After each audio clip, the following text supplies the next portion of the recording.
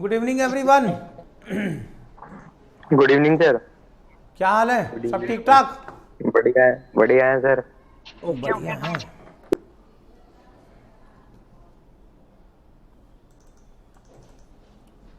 कल बेटे क्वेश्चन मैंने होमवर्क पे दिया था, को ट्राई किया?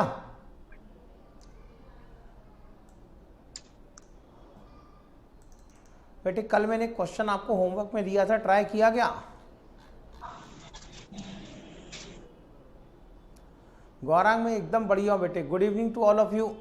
हो गया सर वो क्वेश्चन, ठीक है, वेरी गुड। हाँ सर बेटे, जो स्क्रीन पे आपको क्वेश्चन दिखाई दे रहा है वही वाला क्वेश्चन। आवाज नहीं आ रही है? नहीं, आवाज तो चालू है यार। हेलो हेलो हेलो, चालू है बेटे आवाज। एक बार लॉग आउट करके लॉग इन करो। आ रही है सर, आ रही है, ओके, आ रही है, आवाज आ रही है। Good evening sir. Very good evening बेटे, very good evening to all of you. क्या हाल है?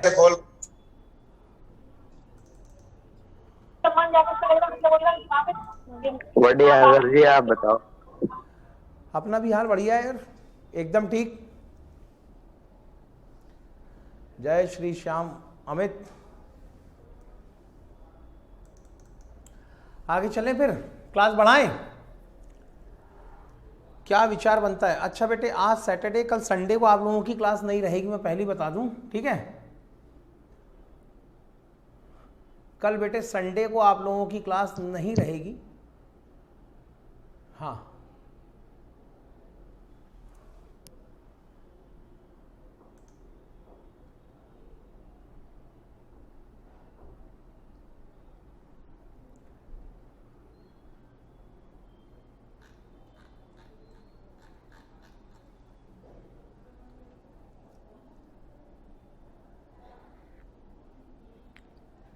चलो बेटे शुरू करेंगे। कल मैंने एक क्वेश्चन आप लोगों को होमवर्क में दिया था। इस क्वेश्चन से रिलेटेड जो डायग्राम है बेटे, डायग्राम भी मैंने आपके साथ में डिस्कस कर लिया था पूरा। सर आप संडे मानते हो क्या? बेटे ऐसे तो मैं संडे नहीं मानता, और इनफैक्ट अगर आपको नहीं पता हो तो बता दूं कि बेटे संडे, कल भी मेरी क्लास है बेटे 3 बजे तक लगातार, मॉर्निंग 7 o'clock से 3 बजे तक मेरी क्लास है। लेकिन अगर 3 बजे के बाद भी अगर मैं क्लास रखूंगा ना, तो बेटे ऑफिस वाले जो हैं वो पकड़ पकड़ के मारेंगे मेरे को अब, क्योंकि मेरे चक्कर में उनको 7 बजे आना पड़ता है।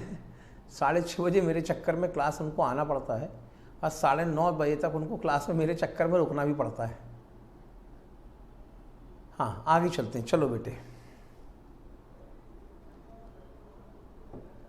हाँ लो बेटे, ये वाला क्वेश्चन मैंने आपको होमवर्क में दिया था, सारा डायग्राम भी मैंने इसके साथ में डिस्कस किया था।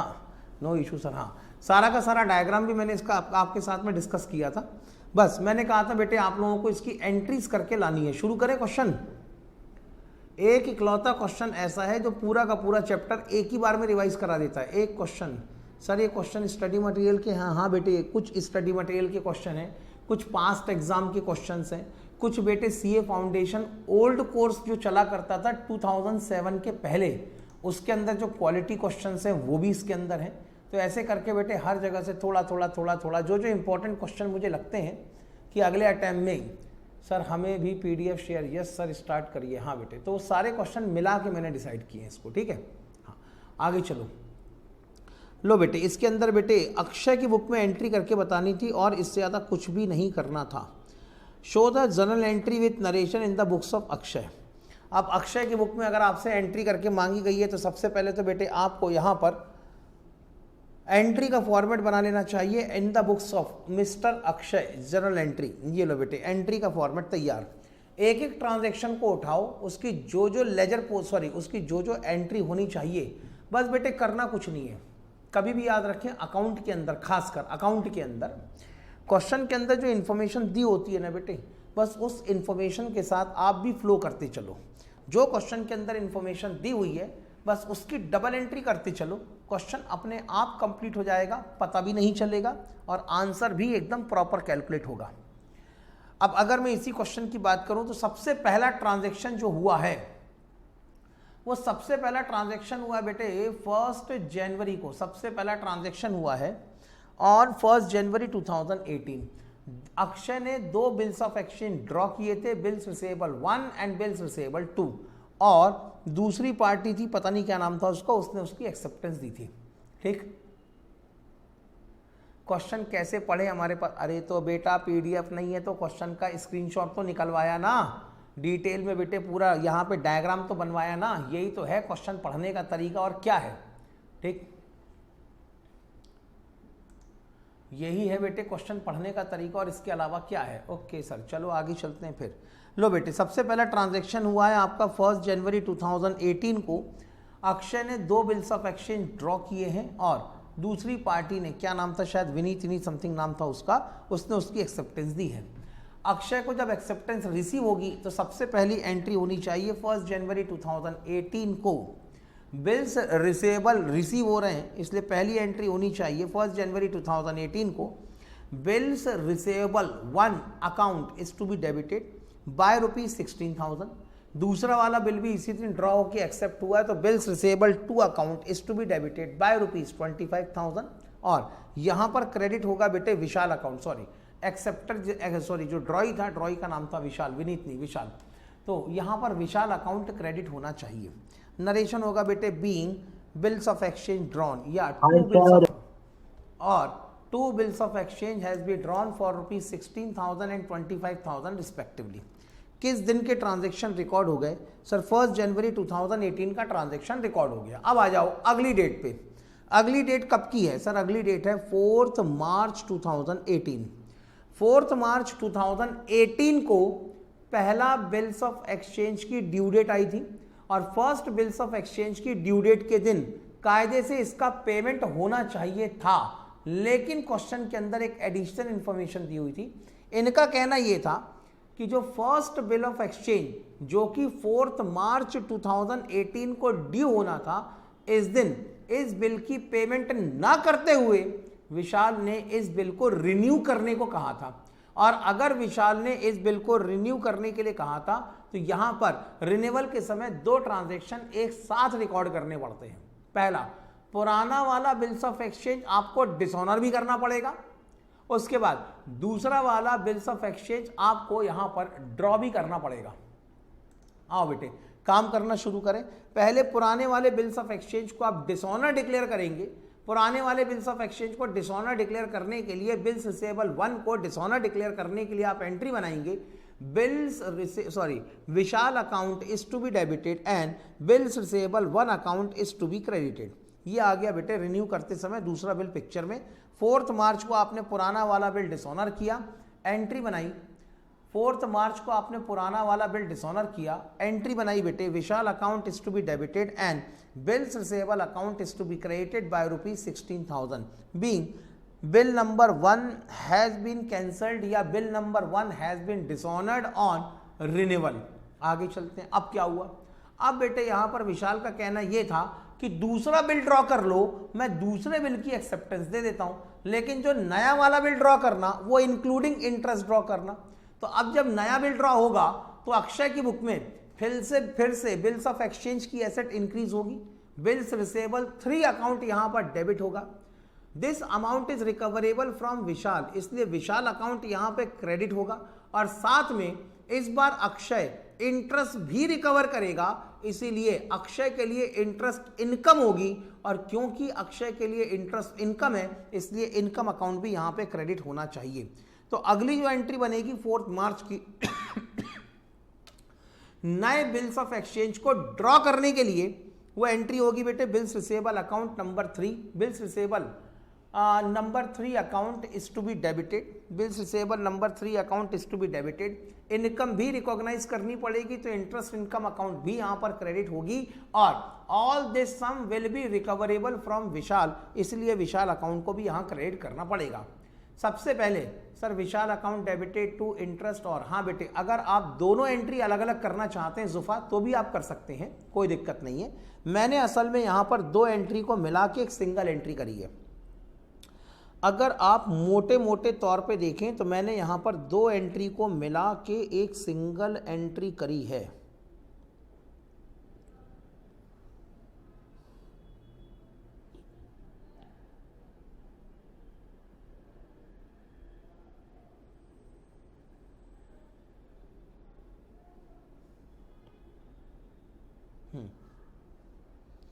अगर बेटे आप गौर से देखोगे तो यहाँ पर मैंने दो एंट्री को मिला के एक सिंगल एंट्री करी है। मैंने क्या किया बेटे, आप ये कह रहे हो, मैंने ये किया है कि इंटरेस्ट की इनकम ड्यू होनी चाहिए थी। इंटरेस्ट की इनकम ड्यू करने के लिए इंटरेस्ट अकाउंट को मुझे क्रेडिट करना चाहिए था और विशाल अकाउंट को मुझे डेबिट करना चाहिए था। तो एक एंट्री बनती Vishal account is to be debited to interest account, फिर बाद में एक नया वाला बिल ड्रॉ करता तो एंट्री बनती bills receivable 3 account debited to Vishal account. ठीक है ना, ऐसे करके बेटे दो एंट्री बनानी पड़ती। मैंने दोनों एंट्रियों को कंबाइंड करके एक सिंगल एंट्री बना दी है। सिंगल एंट्री बन गई बेटे मेरी bills receivable 3 account is to be debited to interest account और टू विशाल अकाउंट। ऐसे करके बेटे मैंने दोनों को कंबाइंड करके एक सिंगल एंट्री बनाई है। ठीक है ना, और कुछ नहीं है इससे ज्यादा इसके सर अंदर। कंबाइन करने पे तो विशाल कैंसिल हो जाएगा ना? नहीं बेटे, देखो क्या है, मान लो पुराना वाला बिल आपका कितने का, 16,000 का है। ठीक है ना, तो यहाँ पर क्या होगा, जब आपने बिल को डिसऑनर किया होगा तब उस समय एंट्री क्या बनाई है आपने, बिल को डिसऑनर करने के लिए एंट्री बनाई Vishal account debited to bills receivable 1 account. कितने रुपए से, 16,000 से। ठीक है, यानी विशाल से 16,000 रुपीज़ तो रिकवर करने ही करने हैं। फिर उसके बाद जब आप इंटरेस्ट अकाउंट को और क्रेडिट करेंगे, जो भी इंटरेस्ट आता है 100, 200, 300, 500 रुपये का, आई डोंट नो, जितना भी आता है उतने अकाउंट से मान लो 500 रुपये का इंटरेस्ट आया। अब एग्जैक्टली मुझे नहीं पता है कितने का इंटरेस्ट आया है, मान लो 500 रुपये का इंटरेस्ट आया, तो यहाँ पर विशाल अकाउंट 500 रुपये से और डेबिट और क्रेडिट होता। फिर जो नया वाला बिल ड्रॉ है, नया वाला बिल 16,000 रुपीज़ ये और 500 रुपीज़ ये, दोनों को मिला के 16,500 रुपीज़ से नया वाला बिल ड्रॉ होता। तो अगर आप इस एंट्री में देखोगे तो यहाँ पर विशाल अकाउंट डेबिट और क्रेडिट सेटल अगर होगा तो सिर्फ 500 से होगा। तो 16,000 जो पहले विशाल अकाउंट को डेबिट कर चुके हैं उसको भी तो यहाँ पे क्रेडिट करना पड़ेगा ना। समझ में आया बराबर, हाँ या ना? ये सर क्लियर है। हाँ, 4,800 का इंटरेस्ट आया। ठीक है बेटे, 4,800 का इंटरेस्ट आया है। आगे चलते हैं, तो यहाँ पर बेटे इंटरेस्ट कैलकुलेट होगा 16,000 रुपीज़ पे at the rate of 15% for 2 month. यहाँ पर इंटरेस्ट आएगा 400 रुपीज़ का। ओहो दिव्या बेटे, आप 2 महीने का इंटरेस्ट निकालना भूल गए।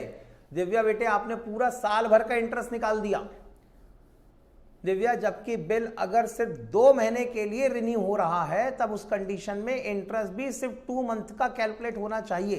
भाई किसी भी आदमी से आप कितना इंटरेस्ट लोगे, जितना वो लेट पेमेंट करेगा उतना इंटरेस्ट लोगे। जब पुराना वाला बिल रिन्यू हुआ है तब उस कंडीशन में जो नया बिल ड्रॉ हुआ है वो सिर्फ 2 महीने के लिए ड्रॉ हुआ है, और नया वाला बिल अगर 2 महीने के लिए ड्रॉ हो रहा है, इसका मतलब जो पेमेंट होगी वो 2 महीने लेट पेमेंट होगी, सिर्फ 2 महीने के लिए डिले हुई है, इसलिए इंटरेस्ट यहां पर सिर्फ 2 मंथ के लिए कैलकुलेट किया जाएगा।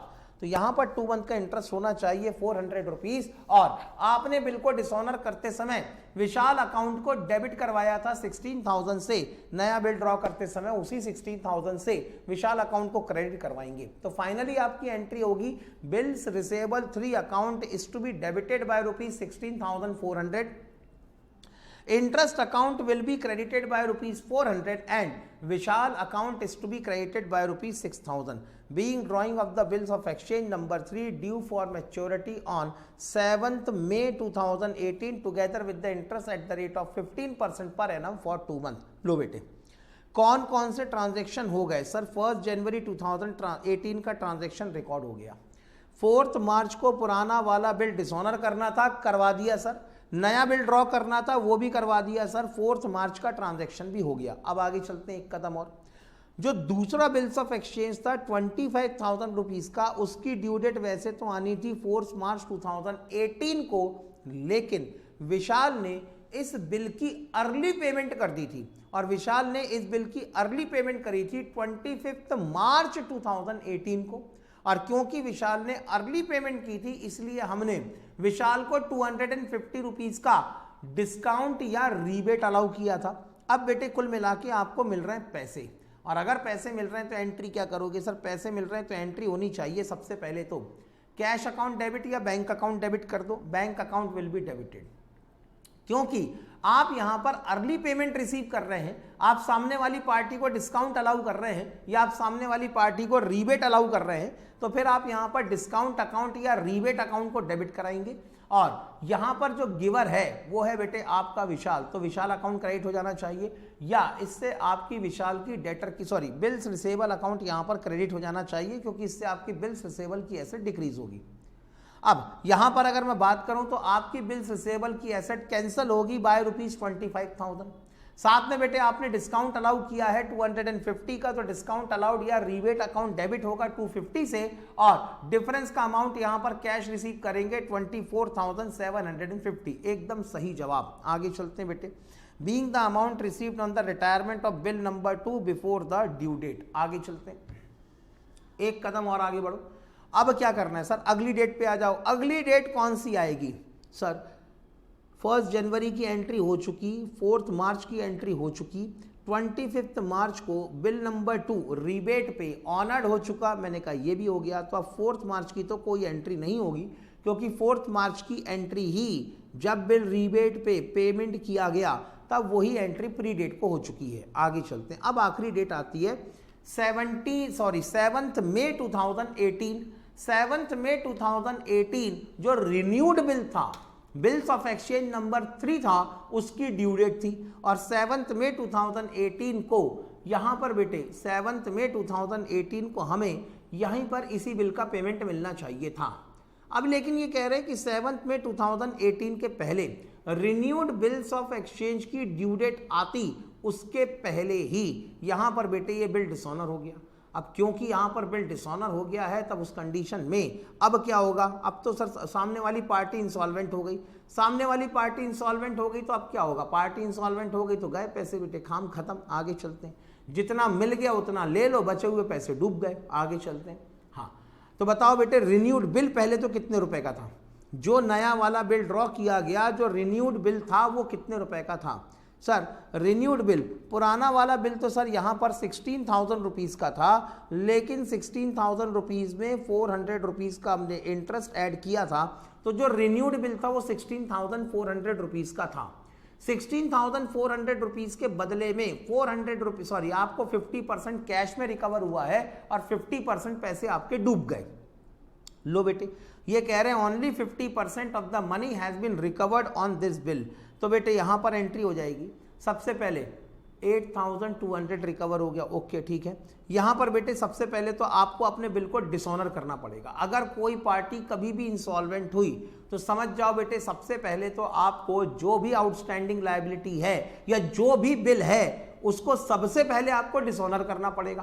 पहले आप बिल को डिसऑनर करेंगे, उसके बाद में पेमेंट के लेन देन की बात होगी, ठीक है। पुराना वाला बिल डिसऑनर होते समय क्या एंट्री बनेगी? सर पुराना वाला बिल डिसऑनर करेंगे तो बिल्स रिसेबल अकाउंट यहां पर क्रेडिट हो जाना चाहिए और ये पैसे विशाल से रिकवरेबल होंगे, इसलिए विशाल अकाउंट यहां पर डेबिट हो जाना चाहिए। तो at the time of dishonour of renewed bill, Vishal account will be debited by rupees 16,400 and bills receivable 3 account will be credited by rupees 16,400, being renewed bills of exchange of rupees 16,400 has been dishonored due on the insolvency of Vishal. Vishal insolvent हो गया, इसलिए इस bill को भी हमने dishonour declare कर दिया। आगे चलते हैं। इसके बाद एक कदम और आगे चलो। लो बेटे ये भी हो गया। इसके बाद क्या करना है? लो बेटे अब पैसे रिकवर कर लो। पैसे रिकवर करोगे तो क्वेश्चन कह रहा है कि only 50% of the money has been recovered from Vishal. आपको विशाल से सिर्फ और सिर्फ 50% पैसे मिले हैं। तो 16,400 का बिल था, 16,400 के बिल में अगर आपको 50% अमाउंट रिकवर हुआ होगा तो एंट्री क्या बनेगी? सर एंट्री बनेगी यहाँ पर bank account is to be debited by rupees 8,200। बिल्कुल ठीक। बचे हुए पैसे बेटे आपके डूब गए तो एंट्री बनेगी bad debts account is to be debited by rupees 8,200 और विशाल अकाउंट यहां पर क्रेडिट होगा। 16,400 रुपीज का हिसाब किताब बाकी था, लेन देन बाकी था। इसमें कैश रिकवर हुआ है 8,200 रुपीज का और बाकी 50% आपके डूब गए हैं 8,200 रुपीज के। Being the amount receive from the official assignee of Vishal at 50 paisa per rupee against the dishonoured bill. इतनी एंट्रियां आपको करनी थी।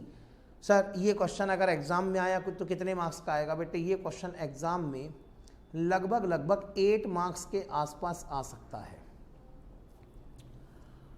हाँ, आगे चलूं अब, आज के नए क्वेश्चन की तरफ आ जाऊं, जल्दी बोलो हाँ या ना। सर यस हाँ सर। बोलो, गौरांग बोलो। Yes sir.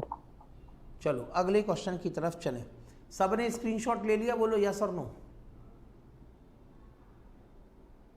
नहीं तो लो बेटे, जल्दी स्क्रीनशॉट ले लो।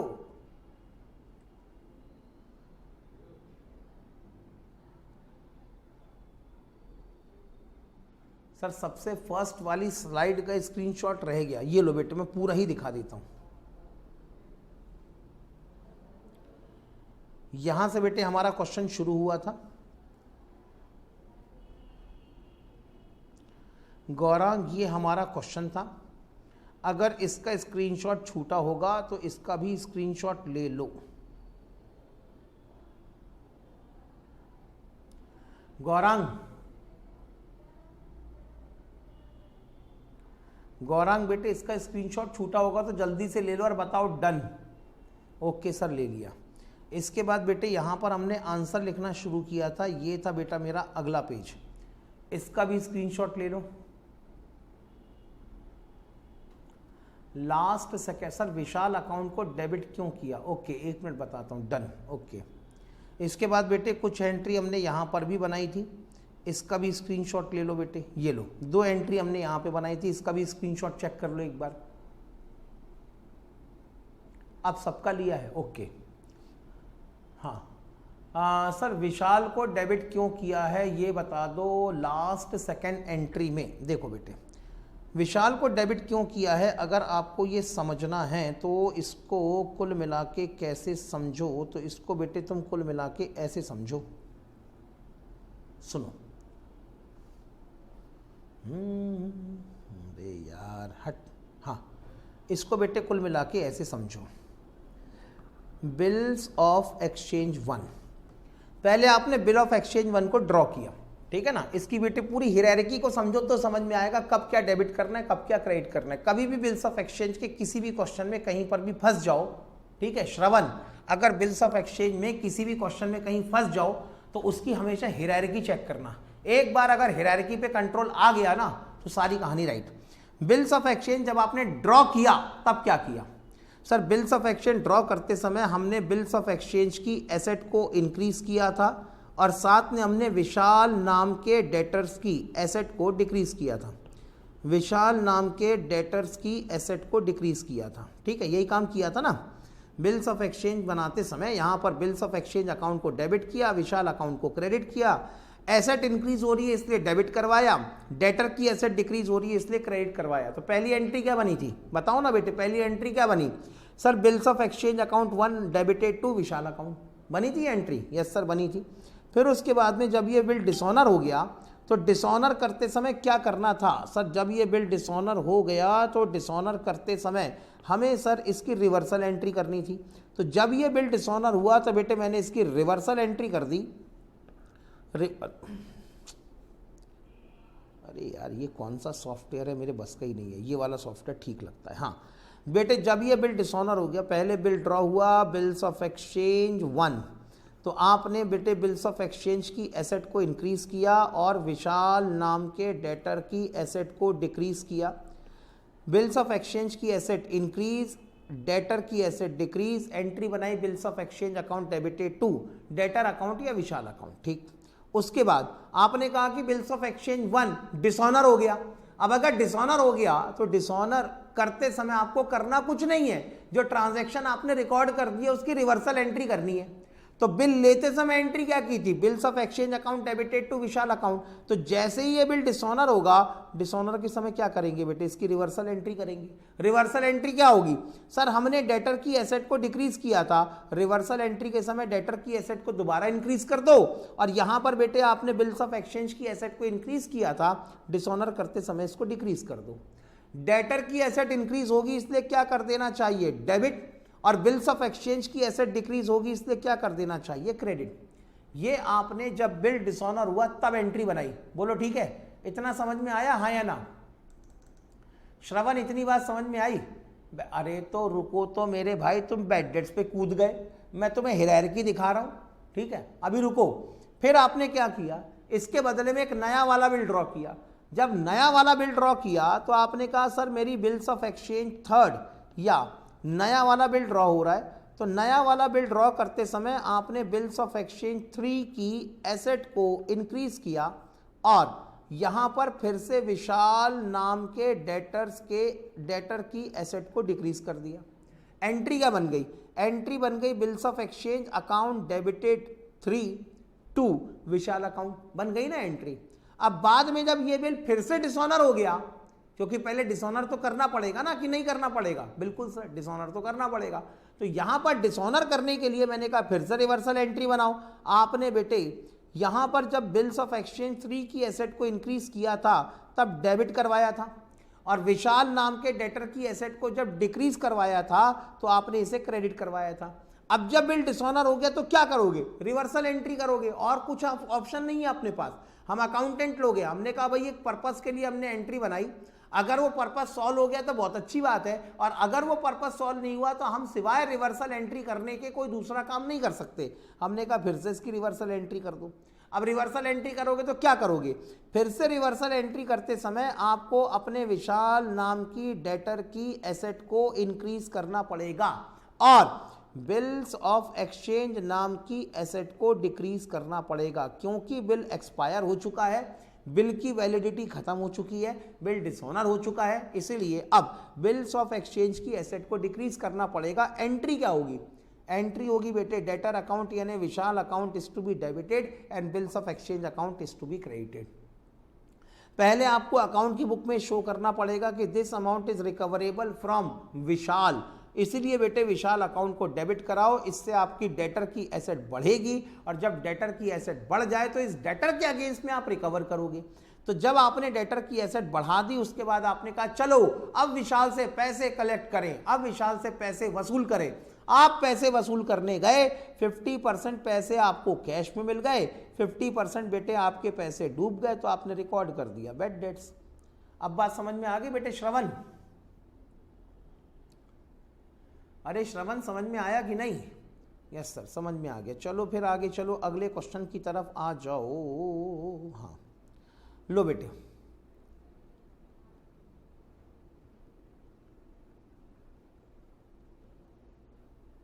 हाँ ये रहा बेटे क्वेश्चन नंबर 2।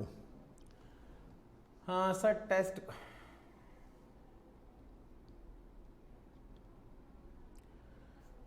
अभी बेटे मयंक ने सवाल पूछा है कि सर टेस्ट कब होगा। कल शायद अच्छा खासा हम इस मैटर पे डिस्कशन कर चुके हैं।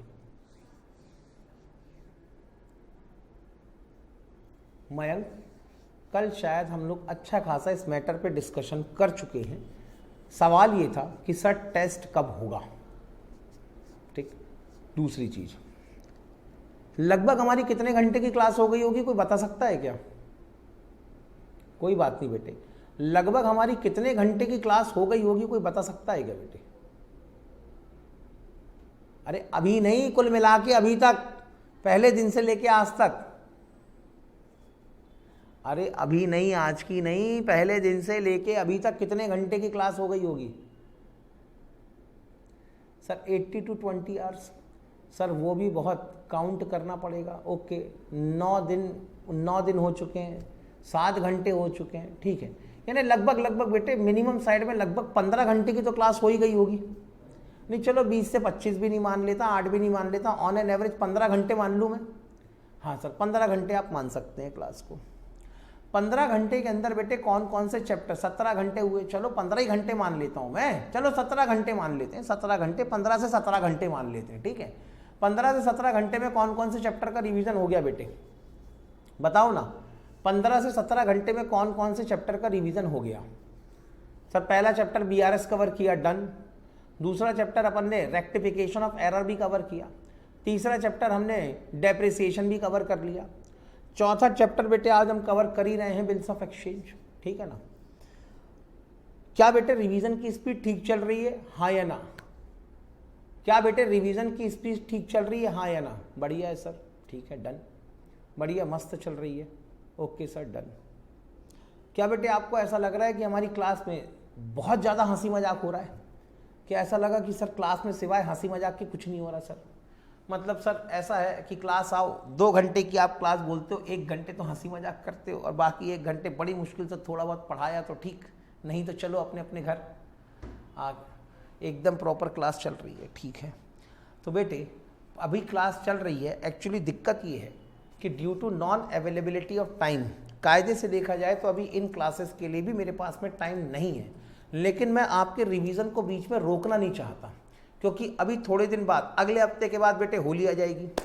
होली आ जाएगी तो अल्टीमेटली 2-3 दिन की क्लास आपकी होली के समय वैसे भी ब्रेक होगी ही होगी, ये होना ही है, ठीक है। अब इतना बड़ा त्यौहार आएगा तो 2-3 दिन की क्लास उस समय ब्रेक होगी, और कब बेटे आपका मार्च खत्म हो जाएगा पता भी नहीं चलेगा। तो इसीलिए बेटे जितना भी टाइम अवेलेबल है, मैं सोच रहा हूँ एक बार आपका रिवीजन कंटिन्यू हो जाए, उसके बाद में जैसे ही बेटे 1-2 घंटे का समय मेरे को फ्री मिलेगा, जब भी 1-2 घंटे का समय फ्री मिलेगा, मैं सबसे पहले बेटे आपका टेस्ट पेपर ही निकालूंगा। आपका टेस्ट पेपर निकालने के बाद ही मैं उन 1-2 घंटे के बाद किसी दूसरे काम को करूंगा, ठीक है। और प्रोबेबली कल संडे को मेरी 2.5 घंटे की 2:30 बजे से 3 बजे तक की क्लास है, तो कल 3 बजे के बाद मैं फ्री रहूंगा। तो बेटे कल आप लोगों का टेस्ट पेपर निकालूंगा, तो आपको आपका पहला टेस्ट पेपर मंडे को मिल जाएगा। पहले टेस्ट पेपर के अंदर हम सिर्फ और सिर्फ 3 चैप्टर को ही कवर करने वाले हैं। पहले टेस्ट पेपर के अंदर आपका एक तो बैंक रिकंसिलिएशन स्टेटमेंट कवर होगा, दूसरा आपका डेप्रिसिएशन कवर होगा, और तीसरा आपका रेक्टिफिकेशन ऑफ एरर कवर होगा। ऐसे 3 चैप्टर का क्वेश्चन पेपर आपको मंडे को प्रोबेबली संभावना है कि मिल जाएगा। अब बेटे मंडे को मैसेज मत कर देना, पता लगा व्हाट्सएप में पूरा बक्सा भर दिया, व्हाट्सएप का पूरा बॉक्स भरा हुआ है, बक्सा भरा हुआ है। हाँ, तो बेटे यहाँ पर ऐसी कंडीशन में अब ये मत कर देना कि अगर मान लो धोखे से संडे को कुछ अनहोनी हो जाए, भगवान ना करे ऐसा हो, और मैं पेपर नहीं निकाल पाऊँ तो मंडे को बेटे जान छीन ली मेरी, ऐसा मत करना प्रभु मालिक। प्रातः स्मरणीय बच्चों बेटे ऐसा मत करना, ठीक है ना। नहीं तो बेटे कुल मिला के ऐसा मैसेज डालते हो बेटे कि बस नवनीत है तो नवनीत का मतलब क्या, मक्खन, तो बेटे तुमने मेरे को मक्खन ही समझ लिया। ऐसा मत करना बेटे, मक्खन मत समझ लेना, ठीक है ना। ऐसे ही चलने तो जैसा चल रहा है। हाँ सर टेस्ट पेपर नहीं बेटे, टेस्ट पेपर को मैं चेक नहीं कर पाऊंगा। हाँ उसका सजेस्टेड आंसर मैं आपको जरूर दूंगा। टेस्ट पेपर को मैं चेक नहीं कर पाऊंगा, लेकिन उसका सजेस्टेड आंसर मैं आपको जरूर दूंगा। उस सजेस्टेड आंसर से आप अपने सॉल्यूशन को मैच कर सकते हैं, और जैसे ही आपका टेस्ट पेपर हो जाएगा उसके बाद बेटे उस टेस्ट पेपर के डाउट सॉल्विंग की क्लास जरूर होगी, ये बात पक्की है, ठीक है ना। आगे चलो बेटे। हाँ, Anil draws a bill for ₹9,000 on Sanjay for on 5 अप्रैल 2003। पहली डेट मिली बेटे कौन सी, यहां पर भी आपको मैं बार बार कह रहा हूं, तारीख पे तारीख वाला मामला है, इसीलिए इन तारीख पे तारीख को अपनी एक टाइमलाइन पे ले आओ बेटे, ताकि क्वेश्चन आपको ज्यादा परेशान ना कर पाए। आगे चलते हैं। Anil draws a bill for ₹9,000 on Sanjay on 5 अप्रैल 2003। ये आ गया बेटे आपका पहला बिल्स ऑफ एक्सचेंज, और ये मिली आपको पहली डेट 5 अप्रैल 2003 की। पहला बिल्स ऑफ एक्सचेंज ड्रॉ हुआ है, इसका टर्म यहां पर 3 महीनों का है। बिल ड्रॉ किया है अनिल ने, और एक्सेप्टेंस दिए बेटे यहां पर किसने, संजय ने एक्सेप्टेंस दिए। नहीं, हाँ, तो ऐसी कंडीशन में which Sanjay return it to the Anil after accepting the same.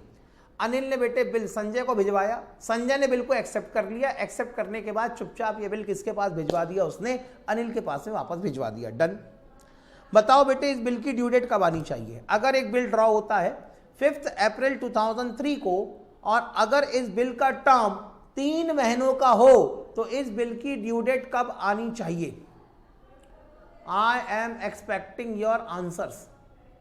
बोलो बेटे, अगर पहला बिल ड्रॉ होता है 5 अप्रैल 2003 को, 8 जुलाई 2003, 8 जुलाई 2003, 3 यानी 5 और 3 8, 4 और 3 7। हाँ, अब बेटे ड्यू डेट आएगी इसकी 8 जुलाई 2003। बाद में क्या हुआ, Anil get it discounted with the bank for ₹8,820। बेटे अनिल ने इसको अपने बैंक के पास लेके गया, अपने बैंकर से बिल को डिस्काउंट करवा लिया।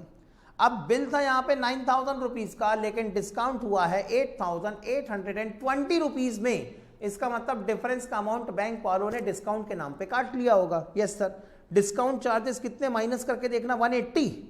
हाँ, बैंक वालों ने 180 रुपीज के डिस्काउंट चार्जेस काट लिए होंगे। और आगे चलते हैं एक कदम, and remit 1/3 amount to Sanjay, इसमें से 1/3 अमाउंट बेटे उसने संजय को भिजवा दिया। ओके सर, क्यों भिजवाया? बेटे ऐसे बिल जो होते हैं, इन ऐसे बिलों को कहा जाता है अकोमोडेशन बिल।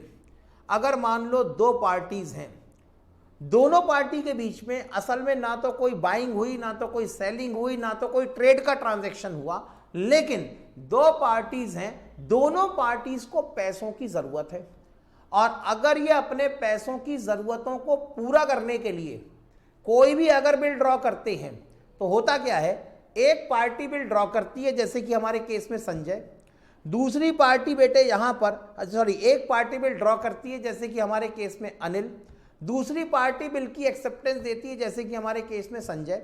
फिर पहली पार्टी बिल को बैंक से डिस्काउंट करवाती है, बैंक से डिस्काउंट करवाने के बाद पैसे मिल गए, और ये पैसे ये आपस में बांट लेते हैं, तो इससे दोनों की फंड की रिक्वायरमेंट पूरी हो जाती है। दोनों को पैसों की जरूरत है, बैंक से बिल डिस्काउंट करवाया, पैसे आपस में बांट लिए, दोनों की जो इमीडिएट रिक्वायरमेंट है फंड की, वो यहां पर पूरी हो गई। सर ड्यू डेट के दिन क्या होगा? जो इन दोनों के बीच में पैसों का हिस्सा बंटवारा हुआ है, ये दोनों अपने अपने पैसे मिलाएंगे, और ड्यू डेट के दिन, और ड्यू डेट नहीं मैंने तो बिल्कुल भी हाथ नहीं, तो देखो ना सर, फिर एक मिनट। हाँ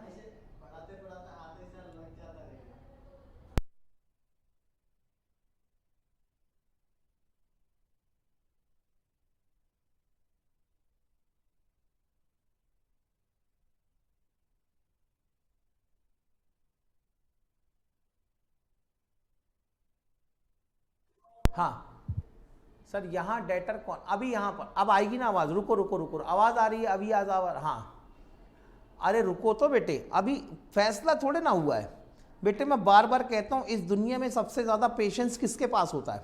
इस दुनिया में सबसे पेशेंस वाला आदमी होता है बेटे अकाउंटेंट।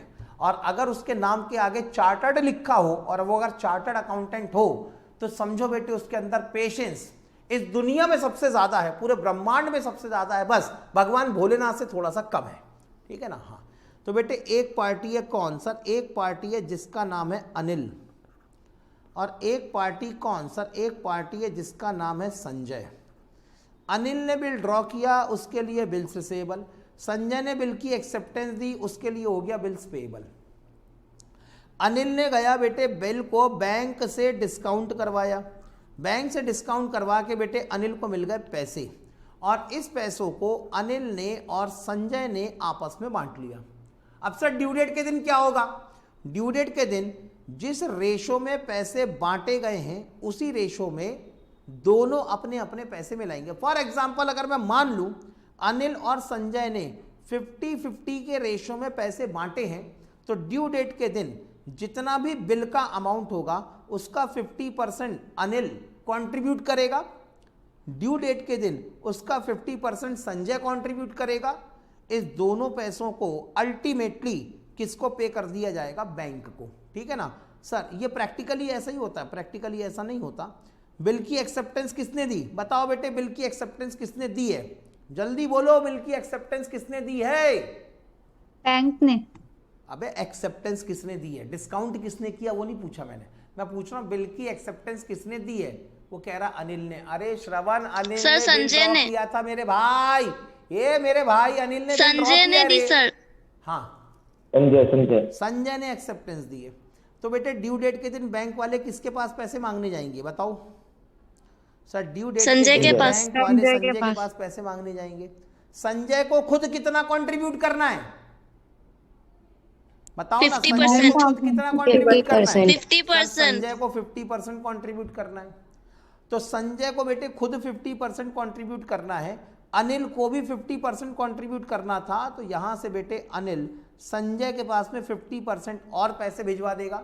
तो संजय अपने हिस्से के 50% और जो अनिल से उसको पैसे मिले उसके 50% दोनों को इकट्ठा करेगा, और दोनों को इकट्ठा करके जब बैंक वाले संजय के सामने बिल को प्रेजेंट करेंगे, तो ये अमाउंट प्रेजेंटेशन के समय बैंक वालों को पे कर दिया जाएगा।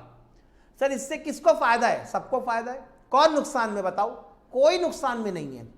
बैंक वालों को उनकी डिस्काउंट की इनकम कमाने मिल गई, बैंक वालों को बेटे इंटरेस्ट की इनकम या डिस्काउंट की इनकम कमाने मिल रही है, तो बैंक वाले प्रॉफिट की कंडीशन में है, ठीक है, बैंक वाले is in the profitable position. दूसरा, अनिल को और संजय को पैसों की जरूरत थी, अगर ये बिल 3 महीने के लिए ड्रॉ हुआ है मान लेते हैं, तो 3 महीने पहले अनिल और संजय को उनकी फंड की रिक्वायरमेंट के हिसाब से, पैसों की जरूरत के हिसाब से उनको पैसे मिल गए।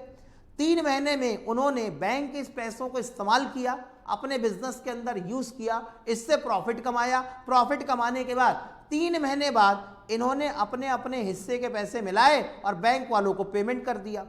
तो अनिल और संजय को फंड की रिक्वायरमेंट थी, इनकी फंड की रिक्वायरमेंट भी पूरी हो गई, बैंक वालों को इंटरेस्ट की इनकम कमाने ही मिल गया। तो बताओ बेटे किसका घाटा है? किसी का घाटा नहीं है।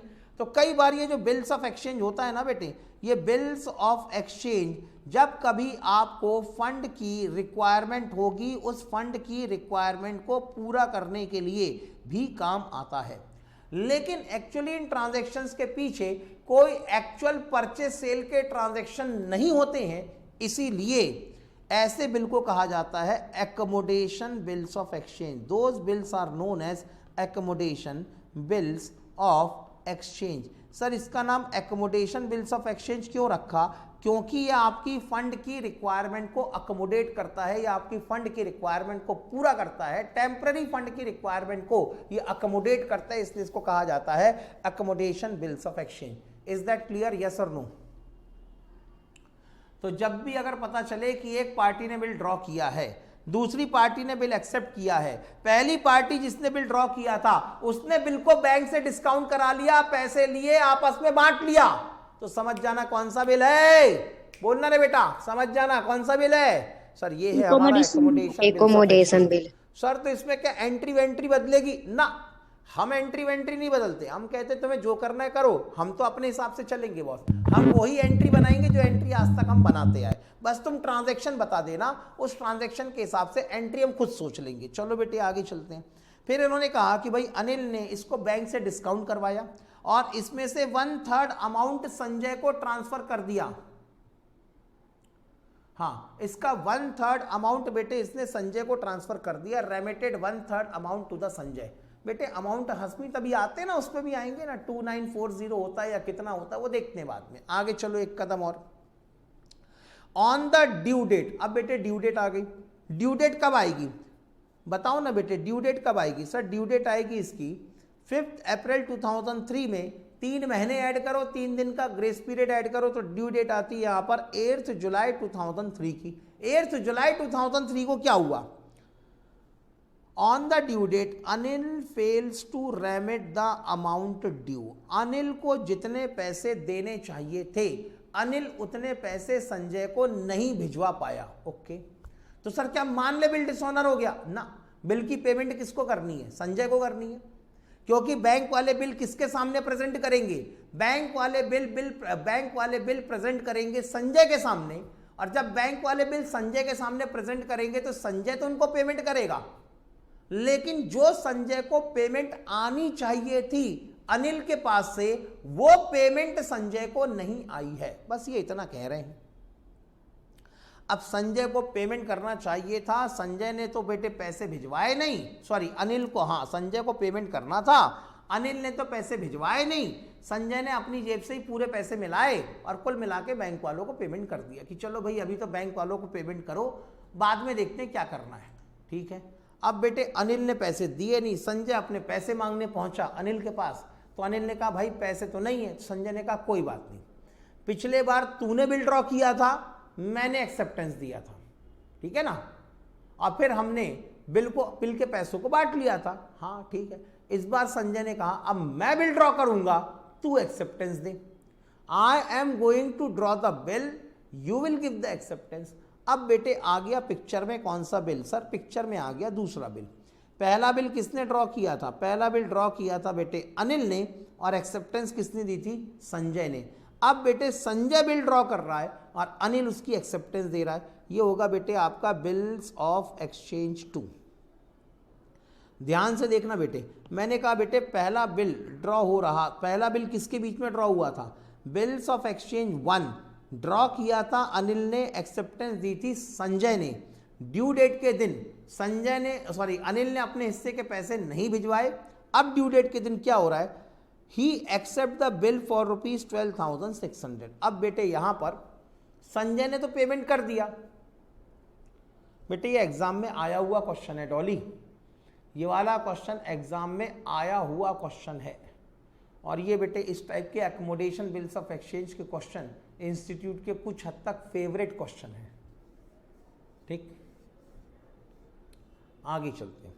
संजय ने अमाउंट पे कर दिया, उसके बाद ये कह रहे हैं नया बिल ड्रॉ किया किसने, संजय ने बिल ड्रॉ किया और एक्सेप्टेंस किसने दिया, यहाँ पर बेटे नया बिल ड्रॉ किया यहाँ पर संजय ने और एक्सेप्टेंस किसने दी इस बार, अनिल ने। बहुत टफ है सर ये, बेटे बहुत टफ तो नहीं है। हाँ ये होता ज़रूर है कि अगर हम क्वेश्चन को ठीक तरीके से ना पढ़ें तो ये क्वेश्चन को टफ बना देता है। और अगर हम सरेंडर ऐसी कर जाएं कि भाई हमने क्वेश्चन पूरा अभी तक पढ़ा भी नहीं है, हमने अपनी टाइमलाइन भी अभी तक कंप्लीट नहीं करी है। हाँ वही कह रहा हूँ बेटे, अभी तक तो हमने क्वेश्चन पूरा पढ़ा भी नहीं है, हमने अपनी टाइमलाइन भी कंप्लीट नहीं करी है, क्वेश्चन को हमने इंटरप्रेट भी नहीं किया है, एंट्री बनाना तो बहुत दूर की बात है। और आधे रास्ते में बेटे हमने सरेंडर कर दिया, हमने अपने हथियार डाल दिए। ठीक है, अब बेटे अपने अंदर फीलिंग आना शुरू हो गई, बड़ा हार्ड क्वेश्चन है सर ये। और एक बार तुम्हारे अंदर ये फीलिंग आ गई ना कि सर बड़ा टफ क्वेश्चन है, इसका मतलब साफ है। गुड इवनिंग सर, कोई बात नहीं बेटे। हाँ अगर एक बार आपके अंदर ये फीलिंग आ गई ना कि क्वेश्चन टफ है, इसका मतलब बेटे आपने क्वेश्चन के आगे सरेंडर करना शुरू कर दिया। और अगर क्वेश्चन के आगे सरेंडर करना शुरू कर दिया, इसका मतलब क्वेश्चन आपके ऊपर हावी होना शुरू हो गया। और क्वेश्चन अगर आपके ऊपर हावी होना शुरू हो गया तो बेटे जिंदगी में उस क्वेश्चन को आप कभी सॉल्व नहीं कर सकते। ठीक, तो बेटे इसीलिए क्वेश्चन को अपने ऊपर हावी मत होने दो, कहीं तो समझ में आएगा, कुछ तो समझ में आएगा। और तोड़ेंगे क्वेश्चन को और उसकी सत्यानाशी मचाएंगे। कब तक भागेगा बेटे क्वेश्चन? हमने अच्छों को निचोड़ के पी लिया बेटे, ये तो क्वेश्चन ही है।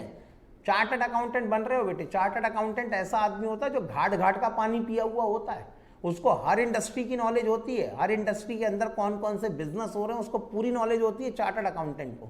ठीक है ना, जब चार्टर्ड अकाउंटेंट सर कितने टाइम में सॉल्व होना चाहिए बिल्स ऑफ एक्सचेंज का क्वेश्चन, दिव्या बेटे अगर आप उससे पूछते हैं कि कोई भी क्वेश्चन कितनी देर में सॉल्व होना चाहिए, तो मैं आपको एक स्टैंडर्ड पैरामीटर बता देता हूँ। यहाँ पर बेटे स्टैंडर्ड पैरामीटर काम करता है मार्क्स मल्टीप्लाइड बाय 1.5 टाइम्स, या मल्टीप्लाइड बाय 1.5 करो तो इतना समय आपको लगना चाहिए। एग्जाम के अंदर क्वेश्चन 10 मार्क्स का आया, 1.5 इज इक्वल टू 15 मिनट्स के अंदर क्वेश्चन आपको सॉल्व करना पड़ेगा। सर इसमें पैसे कौन दे रहा है ये समझ में नहीं आया।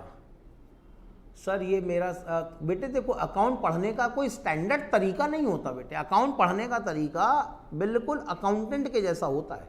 ठीक है ना, अकाउंट के अंदर कभी भी याद रखना बेटे, कोई भी हो, जिस दिन अकाउंट को आप मेरे नज़रिए से देखना शुरू कर दोगे उस दिन अकाउंट बेटे आपको बच्चों का खेल लगेगा। सर आप कैसे देखते हो? मैंने कहा बेटे अकाउंट एक ऐसा सब्जेक्ट है जो 5 पिल्लर पे टिका हुआ है बस। सर 5 पिल्लर कौन से? एसेट, लायबिलिटी, कैपिटल, रेवेन्यू और एक्सपेंस। और इसके अंदर सिर्फ 2 कमरे हैं। एक ऐसी बिल्डिंग है जो 5 पिल्लर पे टिकी हुई है और जिस इमारत में सिर्फ 2 ही कमरे हैं, एक कमरा है डेबिट का और एक कमरा है क्रेडिट का। कहानी खत्म। इससे ज़्यादा अकाउंटिंग के अंदर कुछ है ही नहीं। इससे ज़्यादा तो बस बेटे उसके बाद जो ट्रांजैक्शंस होते हैं उनकी इंटरप्रिटेशन होती है।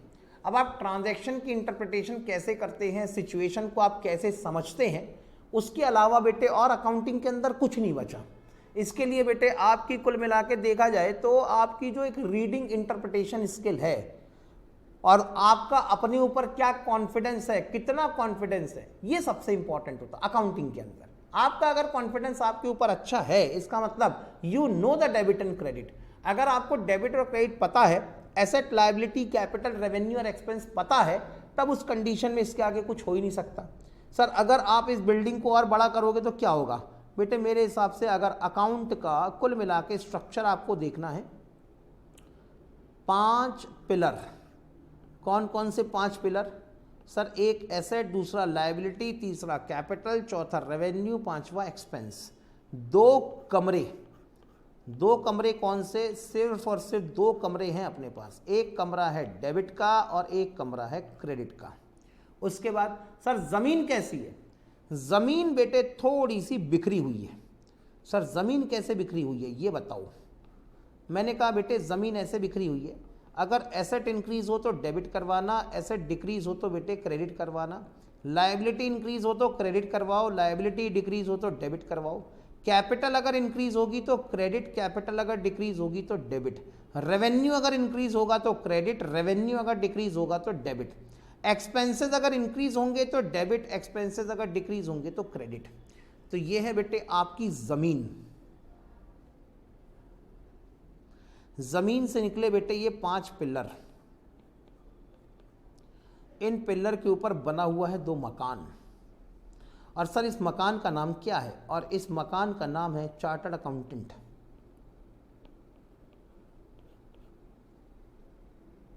बस खत्म कहानी।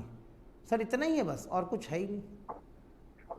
अच्छा सर दरवाजे खिड़की तो बनाए नहीं आपने, है ना बेटे? दरवाजे खिड़की है। सर दरवाजों का नाम क्या? एक दरवाजे का नाम है बेटे प्रॉफिट एंड लॉस अकाउंट, दूसरे कमरे के दरवाजे का नाम है बैलेंस शीट। सर खिड़की भी है बेटे यहाँ पर। सर खिड़की कौन? खिड़की का नाम है बेटे कैश फ्लो स्टेटमेंट। कहानी खत्म। अच्छा ठीक है बेटे, मुझे अकाउंटिंग ऐसे दिखाई देती है, तो that is the structure of accounting. इसके अलावा अकाउंटिंग के अंदर कुछ है ही नहीं। अब अकाउंटिंग के बाद अगर आपको कोई चीज़ परेशान करती है तो वो इसलिए नहीं करती कि आपको अकाउंटिंग के बेसिक्स नहीं आते। हर किसी को अकाउंटिंग के बेसिक आते हैं बेटे। 11th क्लास का बच्चा भी अकाउंटिंग का बेसिक सीख चुका होता है, क्योंकि 11th क्लास के अंदर आप जर्नल एंट्री पढ़ चुके होते हैं। Journal entry, ledger posting, trial balance, rectification of error, BRS, final account आप पढ़ चुके होते हो। ठीक है सर आंगन नहीं है इसका। अरे कैसी बात करते हो बेटे, आंगन भी है, ठीक है, सब कुछ है इसका। कैसी बात करते हो? ठीक, आगे चलते हैं। हाँ आंगन भी है। आंगन कहाँ है सर? यहाँ पर बेटे देखो, पढ़ी है बेटे, यहाँ पर ये है इसका आंगन। आंगन का नाम है बेटे जर्नल एंट्री। यहाँ से बेटे एक कमरे से दूसरी कमरे में जाने के लिए सीढ़ी लगती है, सीढ़ी का नाम है बेटे लेजर पोस्टिंग। ठीक है ना? हाँ आगे चलते हैं। अब बेटे छोड़ो बाद में इसको। तो अल्टीमेटली बेसिक आपको सब आते हैं, बस अपने इस बेसिक को आप अलग अलग सिचुएशन में किस तरीके से अप्लाई करते हैं, that is actually the art. इसलिए आपने अकाउंटिंग की डेफिनेशन पढ़ी भी होगी, तो आपने पहला सेंटेंस हमेशा, जिसको हमेशा आपने इग्नोर किया, लेकिन पहला सेंटेंस ही बता देता है कि असल में अकाउंटिंग है क्या। Accounting is an art. Sentence ही शुरू होता है अकाउंटिंग इज एन आर्ट। अब ये आर्ट क्यों है? क्योंकि पूरा अकाउंटिंग इन 5-6 चीजों के ऊपर टिका पड़ा है। But under the different circumstances, under the different situation, आप double entry book keeping system के प्रिंसिपल्स को कैसे अप्लाई करते हैं, इट इज मोर इंपॉर्टेंट। तो आप डिफरेंट सिचुएशन में जिस तरीके से double entry book keeping system को अप्लाई करेंगे, उसके प्रिंसिपल्स को, उनके प्रोसीजर को अप्लाई करेंगे, actually that is the art. ठीक तो बस इसीलिए मुद्दा ये है कि अकाउंटिंग को मेरी नज़र से देखो, शायद बेटे आपको पूरे के पूरे सिलेबस के अंदर, बेटे आपको शायद पूरे के पूरे सिलेबस के अंदर आपको सबसे आसान कोई सब्जेक्ट अगर लगेगा तो वो सिर्फ अकाउंटिंग लगेगा, और कुछ नहीं है। आगे चलते हैं। सर अपने क्वेश्चन पे आ जाओ वापस। मैंने कहा ये लो आ गया बेटे। अब सुनो, हाँ, और बेटे क्या कहानी है वो कहानी भी सुनाऊंगा। अभी ऐसा नहीं है कि क्वेश्चन हमारा पढ़ के खत्म हो गया, ठीक है ना। अब बेटे जैसे डाउट आपने कहे हैं उसके हिसाब से तो समझ में आ रहा है कि शायद अकोमोडेशन बिल्स ऑफ एक्सचेंज का कोई क्वेश्चन आपने इसके पहले कभी सॉल्व किया नहीं है, ऐसा मुझे लग रहा है कि अकोमोडेशन बिल्स ऑफ एक्सचेंज का कोई क्वेश्चन आपने पहले भी सॉल्व किया होगा, ऐसा मुझे लगता नहीं है। इसलिए शायद इस क्वेश्चन को पढ़ने में आपको थोड़ी सी दिक्कत हो रही हो, लेकिन ये कोई बहुत बड़ी बात नहीं है। 10 मिनट के अंदर ये वाली प्रॉब्लम भी खत्म हो जाएगी। आगे चलते हैं। हाँ इस बार बेटे दूसरा बिल्स ऑफ एक्सचेंज ड्रॉ हुआ, इसका भी टर्म 3 महीने का था, और ये बिल था आपका 12,600 रुपीज़ का। ठीक है सर, ये मैंने फर्स्ट टाइम देखा ऐसा क्वेश्चन। कोई बात नहीं बेटे। अब दूसरा बिल ड्रॉ किया बेटे संजय ने, और इसको एक्सेप्ट किया अनिल ने। एक्सेप्ट किया बेटे अनिल ने, संजय को अनिल ने एक्सेप्ट करके बिल वापस संजय को लौटा दिया। संजय ने क्या किया, ये कह रहे हैं अब संजय ने इस बिल को अपने बैंक वालों के पास लेके गया और अपने बैंक से इसको डिस्काउंट करवाया for rupees and remit rupees 2,220 to Anil. इसने अपने बैंक के पास गया, इस बिल को 12,330 में डिस्काउंट करवाया और इसमें से 2,220 रुपीज इसने अनिल को ट्रांसफर कर दिए। ठीक, हाँ बेटे, और आगे चलते हैं। फिर क्या हुआ बताओ बेटे, सेकंड बिल की ड्यू डेट कब आनी चाहिए? सर पहला बिल का तो जो होना था वो तो हो गया, सेकंड बिल ड्रॉ हुआ कब? सर सेकंड बिल ड्रॉ हुआ है 8 जुलाई 2003 को। अगर इसमें 3 महीने का टर्म मैं ऐड करूं तो क्या होगा? सर 3 महीने का टर्म ऐड करूं तो इसकी ड्यू डेट आनी चाहिए 11 अक्टूबर 2003। सेकंड बिल की ड्यू डेट 11 अक्टूबर 2003 आ गई। आगे चलते हैं। Before the maturity of bill, bill कब मैच्योर होना था? 11 अक्टूबर 2003 को बिल आपका मैच्योर होना चाहिए था। ये कह रहे हैं before the maturity of the renewed bill Anil become insolvent. लो बेटे, अनिल अब यहां पर इंसॉल्वेंट हो गया। अब क्या करोगे? सर अगर अनिल इंसॉल्वेंट हो गया तो सबसे पहले सेकंड बिल को यहां पर डिसऑनर करना पड़ेगा। सेकंड बिल को डिसऑनर करने के बाद क्या करोगे सर? उसके बाद बचे हुए जो भी पैसे हमें अनिल से लेने हैं वो अमाउंट हम संजय की तरफ से अनिल से रिकवर करेंगे। Pass the necessary journal entry in the books of Anil. ये कह रहे हैं अनिल की बुक में एंट्री करके दिखाओ। अब सुनो आगे, पहले मैं तुमको पूरी कहानी सुनाता हूं कि ये क्वेश्चन की कहानी है क्या। ठीक, एक बार अगर क्वेश्चन की कहानी समझ में आ गई तब बेटे आपकी सारी समस्याओं का निदान हो जाएगा। पहले बताओ बेटे, आपके पूरे क्वेश्चन में कितनी पार्टियां हैं? ये बताओ, आपके क्वेश्चन में कितनी पार्टी हैं? अरे बोलो बेटा, आपके क्वेश्चन में कितनी पार्टी है? सर आपके क्वेश्चन में 2 पार्टियां मेन। ठीक है, एक पार्टी है यहां पर अनिल और दूसरी पार्टी है संजय। ये कौन? सर ये अनिल। ये कौन? नहीं, कलर दूसरा कर देते हैं इसका, कलर दूसरा। ये कौन? सर ये है संजय। एक है अनिल और एक है संजय। दोनों को पैसों की जरूरत थी। अनिल संजय थे 2 भाई, दोनों की थी पैसों की जरूरत। अब दोनों की पैसों की जरूरत को पूरा करने के लिए क्या हुआ बेटे? मैंने कहा दोनों भाइयों ने आपस में डिसाइड किया। क्या डिसाइड किया? यहां पर एक भाई कहता है, पहले एक भाई कहता है कि मैं काम करता हूं, बिल ड्रॉ करता हूं। दूसरे भाई से एक काम कर, तू इसकी एक्सेप्टेंस दे। दूसरा भाई कहता है डन, कोई दिक्कत नहीं, दे देता हूं। फिर क्या करेंगे? पहले भाई ने कहा तू मुझे एक्सेप्टेंस दे, मैं इस बिल को अपने बैंक के पास में लेके जाऊंगा और बैंक से बिल को डिस्काउंट करवाऊंगा। डिस्काउंट करवाऊंगा तो पैसे मिलेंगे और ये जो पैसे मिलेंगे इन पैसों को हम दोनों आपस में बांट लेंगे। Okay done. इतनी कहानी समझ में आई कि नहीं? पहले बताओ बेटे, इतनी कहानी समझ में आई कि नहीं? दोनों ने आपस में एक सौदा कर लिया, एक एग्रीमेंट कर लिया। एक ने कहा कि मैं बिल ड्रॉ करता हूं, दूसरे ने उस दूसरे को एक्सेप्ट करने कह दिया। उसने कहा तू एक्सेप्ट करके मेरे को दे दे, मैं अपने बैंक वालों के पास में जाऊंगा, बिल को डिस्काउंट कराऊंगा, पैसे अपन आपस में बांट लेंगे। ठीक है सर, ओके डन। ये वाला ट्रांजैक्शन बेटे, सबसे पहला बिल किसने ड्रॉ किया था? सर सबसे पहला बिल ड्रॉ किया था अनिल ने और एक्सेप्ट किया था संजय ने। ये कौन? सर ये है अनिल। ये कौन है बेटे? ये है अनिल। और ये कौन है? सर ये है संजय। तो पहला बिल ड्रॉ किया अनिल ने, एक्सेप्टेंस दिया बेटे संजय ने, और ये ट्रांजैक्शन हुआ है इस दिन। यहाँ पर ये ट्रांजैक्शन हुआ। हो गया ट्रांजैक्शन? यस सर, हो गया ट्रांजैक्शन। अब क्या हुआ? कभी तो बिल की ड्यू डेट आएगी ना? हाँ सर, कभी तो बिल की ड्यू डेट आएगी। मान लो बेटे ये है आपका, अभी मैं अमाउंट पे, फिगर पे, डेट पे, इस पे जा ही नहीं रहा, मैं तुमको कहानी सुना रहा हूँ बस। ठीक है, हाँ सर। मान लो सर ये है बिल की ड्यू डेट। ओके, अब बिल की ड्यू डेट के दिन क्या होगा? सर बिल की ड्यू डेट के दिन एक पार्टी है अनिल और एक पार्टी है संजय। बताओ बेटे ड्यू डेट के दिन कौन किसके पास पैसे मांगने जाएगा? हाँ, ये है बेटे अनिल और ये है संजय। और बाजू में एक पार्टी और भी खड़ी है। कौन सी पार्टी खड़ी है? सर ये बहुत नष्ट पार्टी है जो भी खड़ी है। ये पता है कौन है? ये है बेटे आपके बैंक वाले। एक पार्टी यहाँ पर और बाजू में खड़ी है और इस पार्टी का नाम है बैंक। बताओ बेटे ड्यू डेट के दिन कौन किसके पास पैसे मांगने जाएगा? सर बैंक वाले इस बार पैसे मांगने जाएंगे संजय के पास।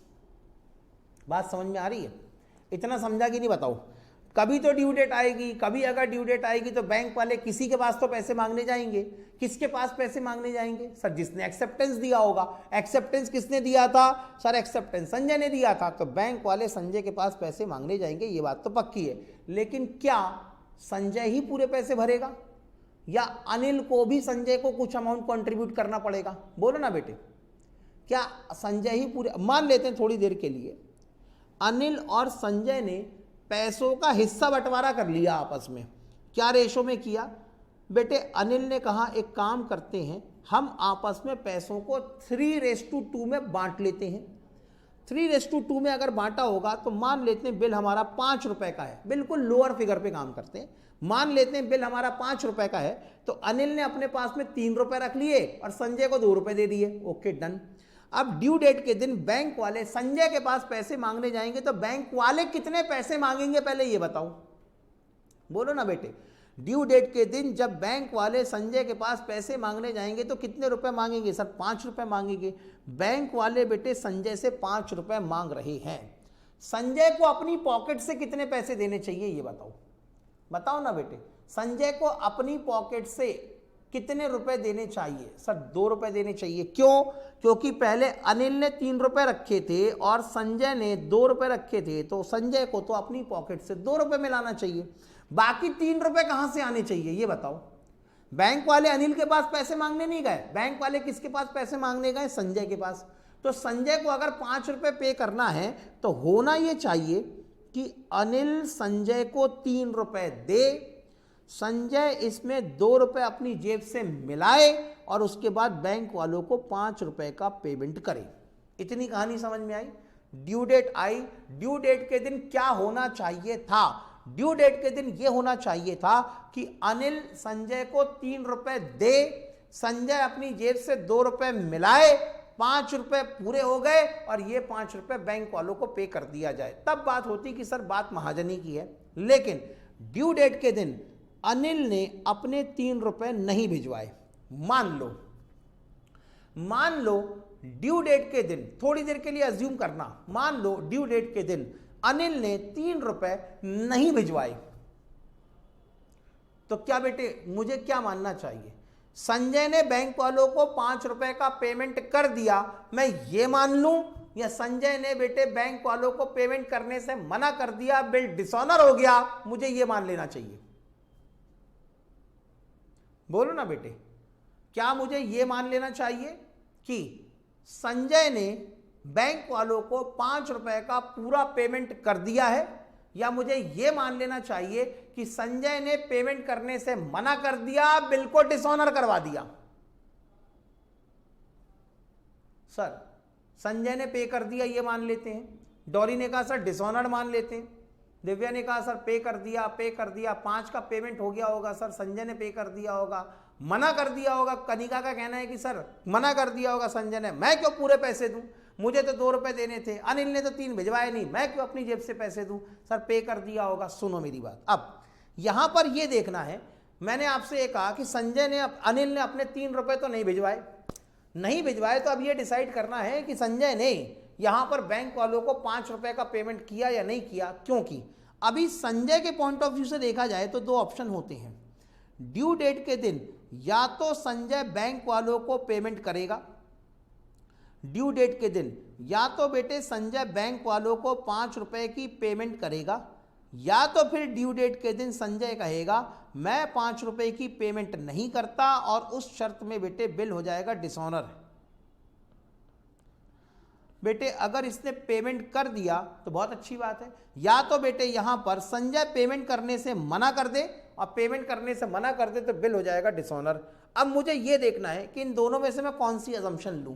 तो कभी भी याद रखना, अगर क्वेश्चन के अंदर जब तक रिन्यूअल वर्ड ना लिखा हो तब तक बिल डिसऑनर हुआ है ऐसा नहीं मानना।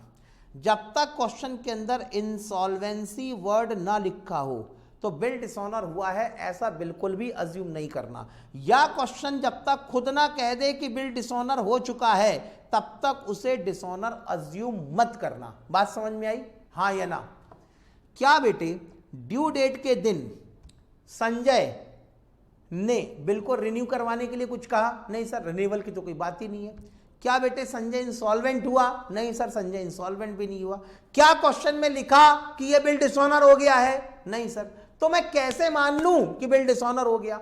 और जब आप ये मान नहीं सकते कि बिल डिसऑनर हो गया, तब आपको ये मानना पड़ेगा कि संजय ने बिल की पेमेंट करी होगी। तो अजम्पशन क्या काम करेगी बताओ? बताओ ना बेटे, अजम्पशन क्या काम करेगी? ड्यू डेट के दिन संजय ने पेमेंट किया, यस और नो? बताओ बेटे, अजम्पशन क्या काम करेगी? ड्यू डेट के दिन संजय ने पेमेंट किया, यस और नो? जल्दी बताओ बेटे, लिख के बताओ। यस सर, पेमेंट किया। अब यहां पर एक नया डाउट ये खड़ा होता है कि सर संजय को अपनी पॉकेट से 2 रुपए देने चाहिए थे, संजय ने तो अपनी पॉकेट से 2 रुपए दिए, इसमें तो कोई दिक्कत नहीं है। लेकिन अनिल ने 3 रुपए नहीं भिजवाए, लेकिन संजय ने फिर भी पूरा 5 रुपए का पेमेंट किया है। तो अब बताओ संजय को क्या करना चाहिए? बताओ ना बेटे। संजय ने तो पूरा पेमेंट बैंक वालों को कर दिया, अपनी जेब से 2 रुपए का कंट्रीब्यूशन देना था वो भी दे दिया, 3 रुपए अनिल से आने चाहिए थे लेकिन वो नहीं आए। लेकिन अब क्या करे संजय?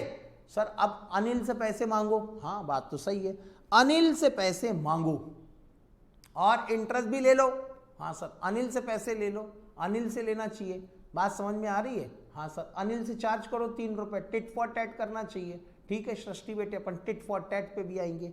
बेटे संजय ने अनिल से पैसे मांगे, अनिल के पास में पैसे थे नहीं, तो संजय ने कहा एक काम कर, अब मैं एक नया वाला बिल ड्रॉ करता हूं। ठीक है ना? संजय ने कहा एक काम कर, अब मैं एक नया वाला बिल ड्रॉ करता हूं, तू ना उस बिल की एक्सेप्टेंस दे।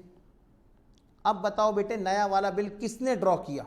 बोलो ना बेटे, नया वाला बिल किसने ड्रॉ किया होगा? जिसको पैसे लेना होंगे। पैसे किसको लेना थे? संजय को। तो नया बिल किसने ड्रॉ किया? संजय ने नया वाला बिल ड्रॉ किया। ड्रॉ करके बेटे एक्सेप्टेंस किसने दी? बताओ ना बेटे, एक्सेप्टेंस किसने दी होगी? सर ड्रॉ करके एक्सेप्टेंस यहां पर अनिल ने दी होगी। मैंने कहा बात तो सही है, ड्रॉ करके एक्सेप्टेंस अनिल ने दी है। अब इसके बाद क्या हुआ? अब बेटे संजय गया इस बिल को लेके अपने बैंकर के पास में, अपने बैंकर के पास में जाके इसने इस बिल को यहां पर डिस्काउंट करवा लिया। ठीक है ना? अब इस बिल को डिस्काउंट करवा लिया और इसमें से डिस्काउंट करने के बाद जो पैसे आए वो पैसे बेटे अनिल ने और संजय ने अपने बीच में आपस में बांट लिए। इतना ठीक? अरे इतना समझ में आया कि नहीं बताओ? इतनी कहानी मैंने जो सुनाई है, इतनी कहानी समझ में आई है कि नहीं आई है? यहां तक की कहानी समझ में आ गई सबको? हाँ या ना? यस सर, यहां तक की कहानी समझ में आ गई। अब ये जो आपका दूसरा बिल है, इसकी भी तो कभी ना कभी ड्यू डेट आएगी। बोलो हाँ या ना? बिल्कुल आएगी सर, क्यों नहीं आएगी? अब आ गई बेटे ड्यू डेट। किसकी ड्यू डेट आ गई? बिल्स ऑफ एक्सचेंज नंबर 2 की ड्यू डेट आ गई। बिल्स ऑफ एक्सचेंज नंबर 2 की जिस दिन ड्यू डेट आई, उस दिन बताओ बेटे एक पार्टी है आपके पास में, ये बेटे ये पार्टी का नाम क्या? बताओ जल्दी बताओ, इस पार्टी का नाम क्या? सर ये पार्टी है हमारी बैंक। बैंक के सामने बेटे 2 लोग खड़े हुए हैं। कौन कौन? सर एक खड़ा है ये, इसका नाम क्या? सर अनिल। एक खड़ा है सर ये, इसका नाम क्या? सर संजय। बैंक वाले अब दूसरे बिल की जब ड्यू डेट आएगी, उस दिन किसके पास ये पैसे मांगने जाएंगे? बताओ ना बेटे। अब ड्यू डेट आ गई बिल्स ऑफ एक्सचेंज नंबर 2 की, बताओ बेटे बैंक वाले किसके पास पेमेंट मांगने जाएंगे? सर बात हो रही है सेकंड बिल्स ऑफ एक्सचेंज की। सेकंड बिल्स ऑफ एक्सचेंज की एक्सेप्टेंस किसने दी थी? अनिल ने दी थी। इसलिए बेटे बैंक वाले गए अब अनिल के पास पैसे मांगने के लिए। ठीक? यस सर गए। सवाल यह है अनिल ने पेमेंट किया या नहीं किया? संजय के पास क्यों जाएंगे जुफा? बेटे बैंक वाले तो ड्रॉई से पेमेंट लेने जाएंगे ना, और ड्रॉई कौन है? सेकंड बिल ड्रॉ किया था किसने? संजय ने। एक्सेप्टेंस किसने दी थी? अनिल ने। तो यहां पर क्योंकि अनिल ने एक्सेप्टेंस दी थी, तो सेकंड बिल्स ऑफ एक्सचेंज के लिए ड्रॉई कौन है? हाँ, सेकंड बिल्स ऑफ एक्सचेंज के लिए ड्रॉई कौन है? सेकंड बिल्स ऑफ एक्सचेंज के लिए ड्रॉई। सर बहुत कंफ्यूजन हो रहा है। और बेटे ठीक है, होल्ड तो संजय के पास है ना? होल्ड तो संजय के पास में है ना? होल्ड का मतलब क्या है बेटे? ये समझ में नहीं आया।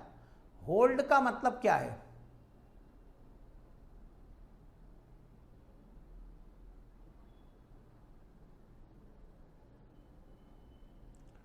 बेटे होल्ड का मतलब क्या है? सर बैंक तो संजय गया था। अच्छा, बैंक संजय गया था, ठीक है बेटे। बैंक संजय गया था, संजय ने बिल को डिस्काउंट करवाया, डिस्काउंट करवाने के बाद पैसे इन्होंने आपस में बांट लिए, लेकिन ड्यू डेट के दिन बैंक वाले किससे पैसे मांगने जाएंगे? ड्यू डेट के दिन बैंक वाले किससे पैसे रिकवर करने जाएंगे?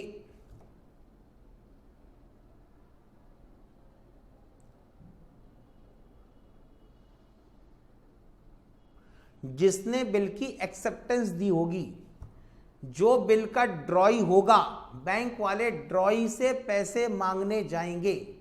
जिसने बिल की एक्सेप्टेंस दी होगी, और एक्सेप्टेंस यहां किसने दे रखी है? अनिल ने दे रखी है। बैंक वाले अनिल के पास पैसे मांगने गए। अनिल बेटे पैसे नहीं दे पाया क्योंकि अनिल हो गया बेटे यहां पर इंसॉल्वेंट। ये है पूरे क्वेश्चन का सिनारियो, ठीक। और ये है बेटे आपके सीए फाउंडेशन का लेवल। मैं कहीं से भी किसी भी तरीके से आपको किसी धोखे में नहीं रखना चाहता, लेकिन ये आपके एग्जैक्टली सीए फाउंडेशन का लेवल है। इंस्टीट्यूट वाले इस लेवल पे जाके क्वेश्चन को डिजाइन करते हैं, और इसी लेवल के क्वेश्चन इंस्टीट्यूट को बेटे पसंद आते हैं। हार्ड नहीं है सर बेटे, हार्ड और सॉफ्ट ये आप देखते बैठो, इंस्टीट्यूट को इसमें कोई इंटरेस्ट नहीं है। इंस्टीट्यूट कहता है कि भैया देखो, हम आपको, मैं एक बात और, मतलब ये क्वेश्चन का सॉल्यूशन कल कर लेंगे, आज हार्ड लग रहा है, कल एक बार और समझ लेंगे, कल इस क्वेश्चन को सॉल्व कर लेंगे, कोई बहुत बड़ा इशू नहीं है। थोड़ा लॉजिक होना चाहिए। हाँ बेटे रुको, तो कभी भी याद रखना बेटे एक चीज, 11th 12th BCom, MCom, MBA,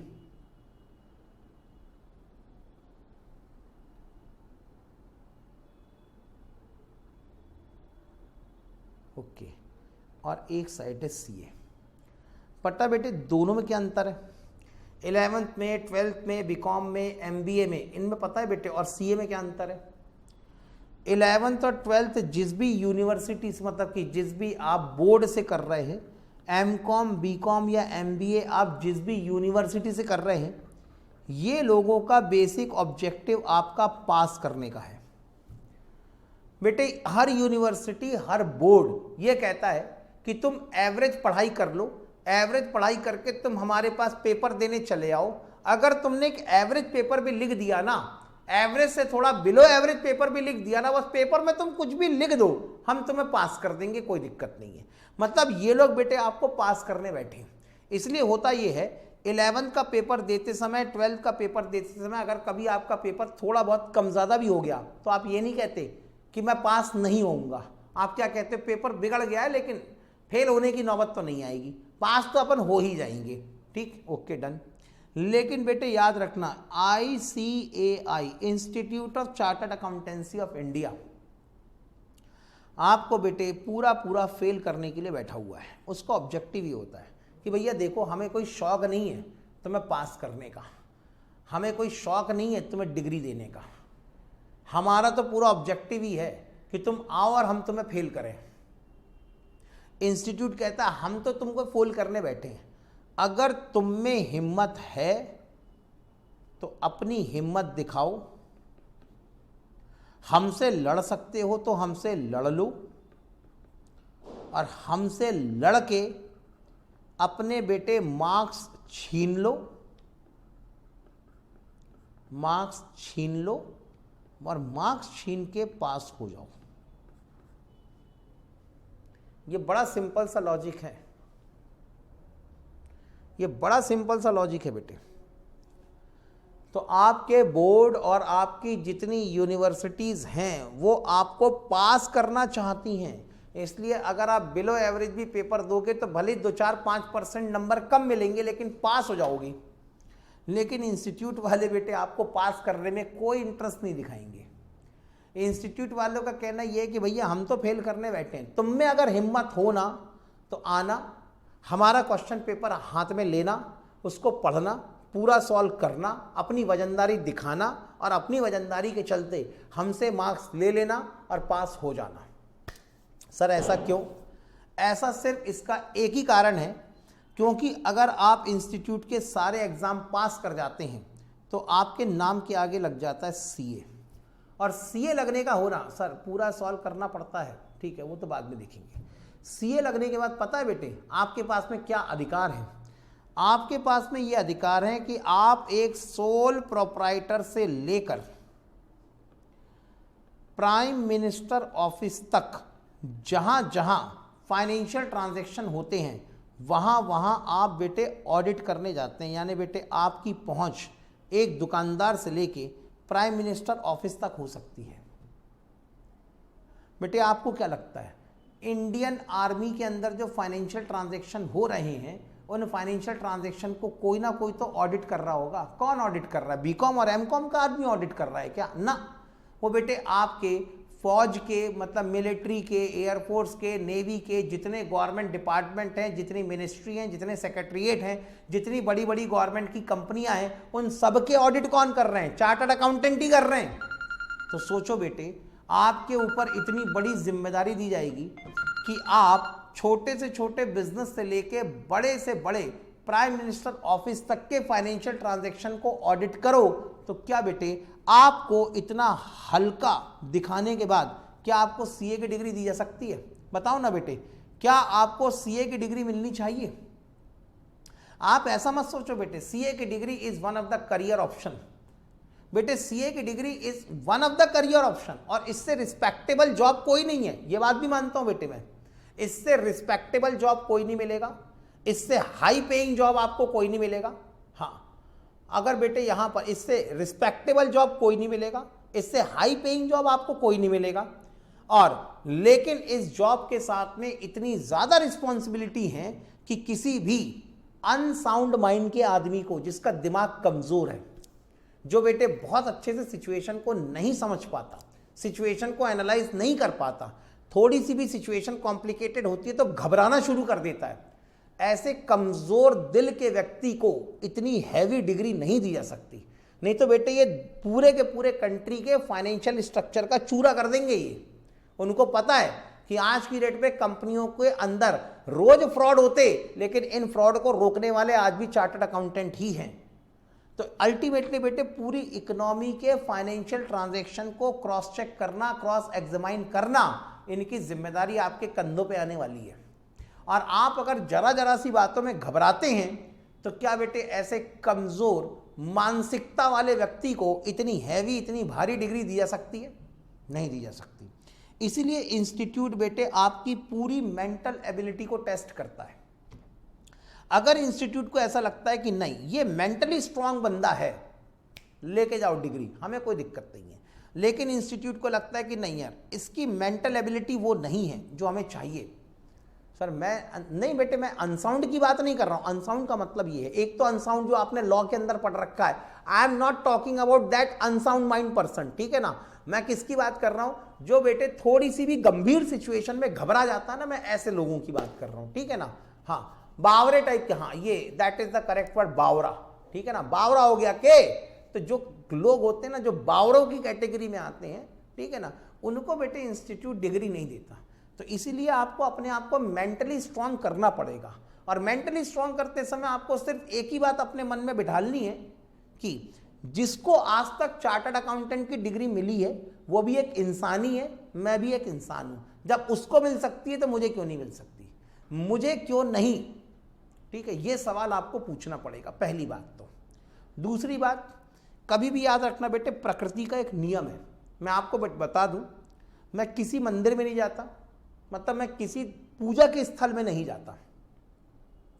हाँ बेटे मैं कभी किसी पूजा के स्थल में नहीं जाता, मतलब मंदिर हो, मस्जिद हो, गुरुद्वारा हो, चर्च हो, वॉटेवर। मैं किसी की बदनामी नहीं कर रहा हूँ, मैं किसी के अगेंस्ट में नहीं बोल रहा हूँ, लेकिन मैं किसी मंदिर में नहीं जाता बेटे, ठीक है ना। भगवान की पूजा नहीं के बराबर। हाँ, लेकिन अगर इंसान के साथ में कोई चीज़ काम करती है तो वो काम करती है प्रकृति के नियम, और प्रकृति के नियम मतलब नेचर ऑफ लॉ एक ही चीज़ कहता है बेटे, कोई भी चीज़ जिसके लिए आपके मन में चाहत है, वांट, वो कभी नहीं मिलेगी आपको। You will never get this. कोई भी हो, भगवान भी अगर धरती पे जन्म लेंगे तो उनको जिस चीज की इच्छा है वो चीज भगवान को भी नहीं मिलती। आपको क्या मिलेगा? जो आपकी जरूरत होगी, नेसेसिटी। तो जिस दिन बेटे सीए की डिग्री आपकी जरूरत बन जाएगी ना, उस दिन बराबर आपको डिग्री मिल जाएगी। तो आपको अपनी सीए की डिग्री को अपनी जरूरत बनाना पड़ेगा।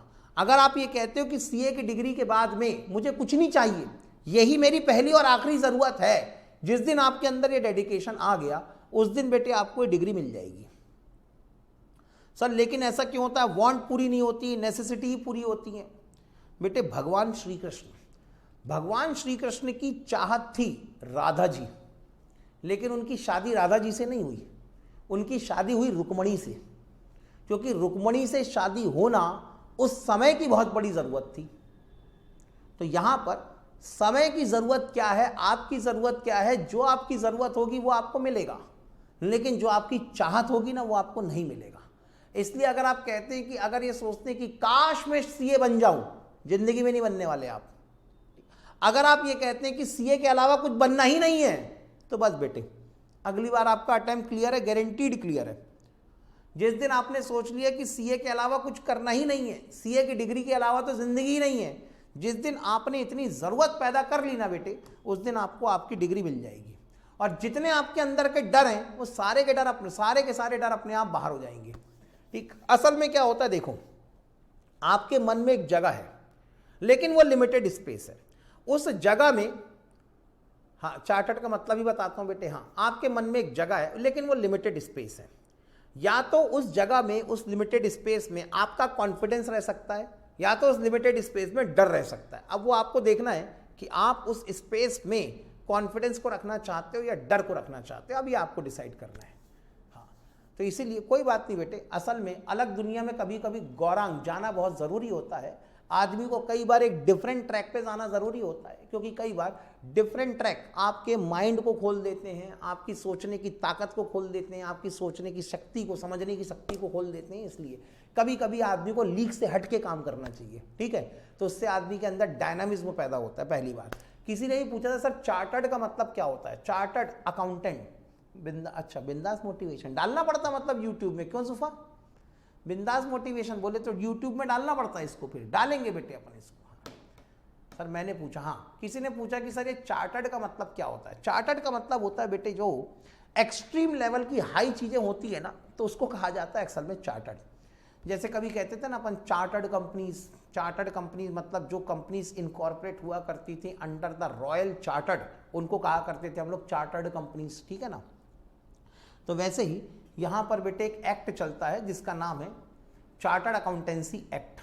और आपको जो डिग्री मिल रही है ना बेटे, वो डिग्री चार्टर्ड अकाउंटेंसी एक्ट के अंदर जो प्रोविजंस लिखे हुए हैं, उन्हीं प्रोविजन के हिसाब से आपका सिलेबस डिसाइड हो रहा है, उन्हीं प्रोविजन के हिसाब से आपके एग्जाम लिए जा रहे हैं, उन्हीं प्रोविजंस के हिसाब से आपकी कॉपी की चार्टर्ड प्लेन भी होता। हाँ तो वही तो कह रहा हूँ, उन्हीं प्रोविजंस के हिसाब से आपकी कॉपीज चेक हो रही हैं, उन्हीं प्रोविजंस के हिसाब से आपको आपके रिजल्ट्स दिए जा रहे हैं, और उन्हीं प्रोविजंस के हिसाब से आपको आपकी डिग्री मिल रही है। तो क्योंकि आपकी डिग्री एक पर्टिकुलर लॉ से या स्टैट्यू से निकल के आती है, इसलिए इसमें अकाउंटेंट के आगे लिखा हुआ है चार्टर्ड अकाउंटेंट, ठीक है ना। लॉ की कॉपी कहाँ से चेक होती है? हाँ सर समझ गए, ठीक है। अब बेटे लॉ की कॉपी कहाँ? सारी की सारी कॉपी इंस्टीट्यूट से ही चेक होती है।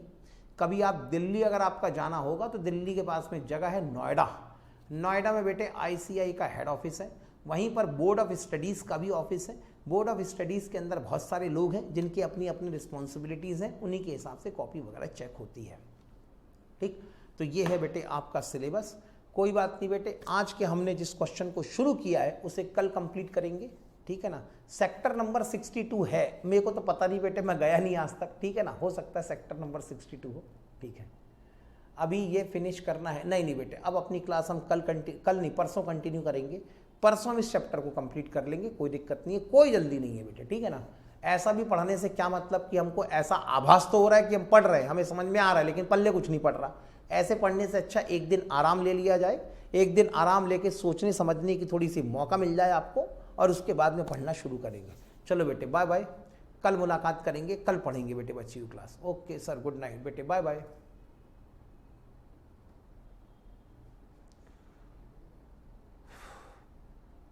अच्छा, थैंक यू बेटा, थैंक्स अलॉट।